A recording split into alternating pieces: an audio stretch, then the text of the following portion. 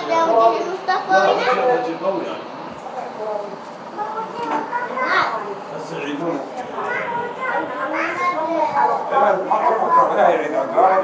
ها؟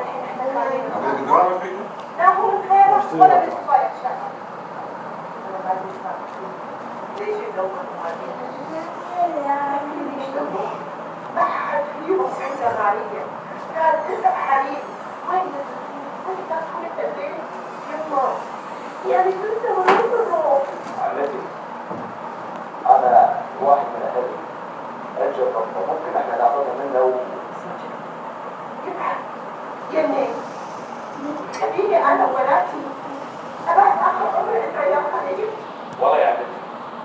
أنا مستعد أنام يقعد كذا في الباب ولا هديكم ويديكم لا تخافوا معه وياكل ما تستحي تستحي حضراتي أول ما جبت ناخذ وياك خلاص ترجع لحالها يا رب بعد حالها حالنا ما يكون ما أدري لحد لو باكر إن شاء الله الصباح أطلع لكم مكان من تحت الأرض عشان أبعد أنا أقول بالنسبة لكم الطيبة الهدية الرضية اللي ما كانت تتصرف لكن لا صدقوني لو واحد تعرضكم أو يأذيكم أدفعكم فلوسي أعطوني فكرة أعظم اللي طاف من عمري وعمركم جربوني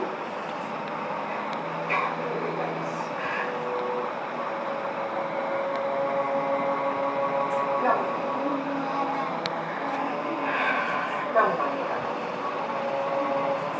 يا عمتي أنا معك وين مرة حتى لو أنا على الأرض مرة صراحة خليكم أخرج ما قصرت يا أمي لا خلا ولا هدي الله لا يخلينا حبيبي كما قلت يبقى خلينا يرتاح وعلى يكون نهارك تتوقع الحج إن شاء الله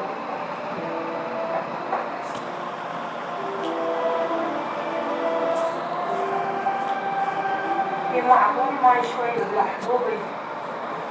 إن شاء الله خاطر ميرا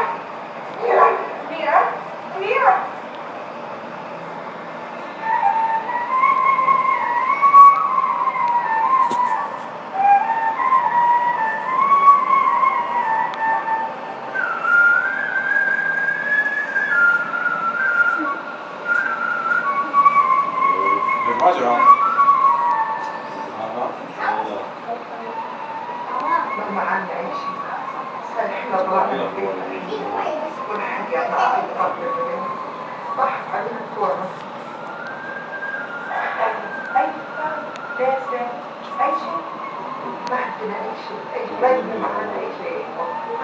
الحين رايحين نمشي موت لوعات تسأليني عن لوعات شو